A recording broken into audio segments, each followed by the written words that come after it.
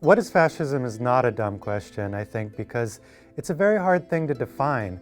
Fascism, unlike political ideologies, socialism, liberalism, very few people today actually describe themselves as fascists. Very few political movements since the original fascists in Italy have actually used that label for themselves. So that means that this is more often used as a kind of epithet or insult in politics than a self-definition by movements. And that means that the actual definition of it is something that's very much contested.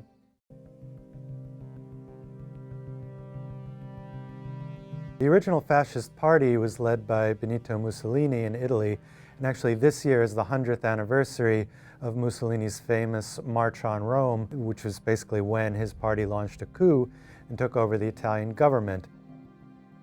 The word fascism refers to kind of a bundle of sticks or reeds that are tied together.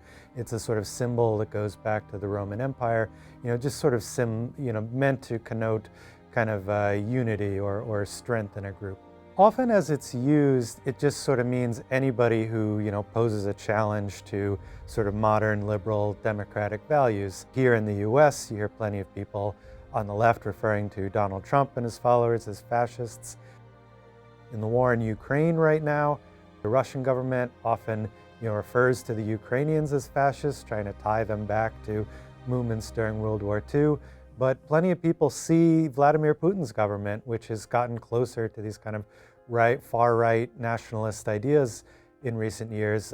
People often describe Vladimir Putin's government as a kind of fascism. So, it can really be applied by and toward all sorts of movements. But I think in its function in political rhetoric, as opposed to its actual definition, I think what it mainly means is a group that poses a sort of subversive or revolutionary threat to liberal democracy.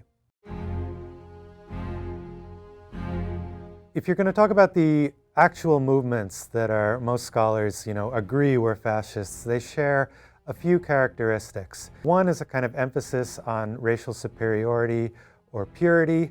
One is the state takes a strong role in the management of both society and the economy. There's usually a kind of strongman leader or a sort of central figure who's sort of personally he, and it's pretty much always a he, kind of symbolizes the state. There's usually veneration for the military and sort of militaristic values in any fascist system. They're usually sort of anti-feminist, have a sort of machismo and emphasis on masculine values. And there's often a kind of rejection of modernity, a sort of longing for an idealized past. That's something that generally appears in most of the movements that we can, uncontroversially describe as fascists.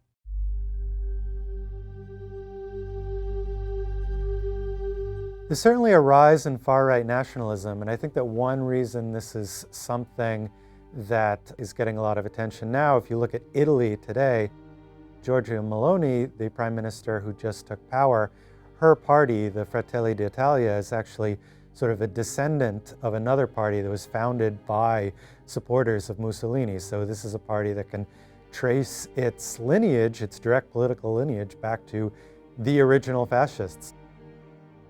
I think rising authoritarianism is certainly an issue today. Far-right nationalism, certainly an issue.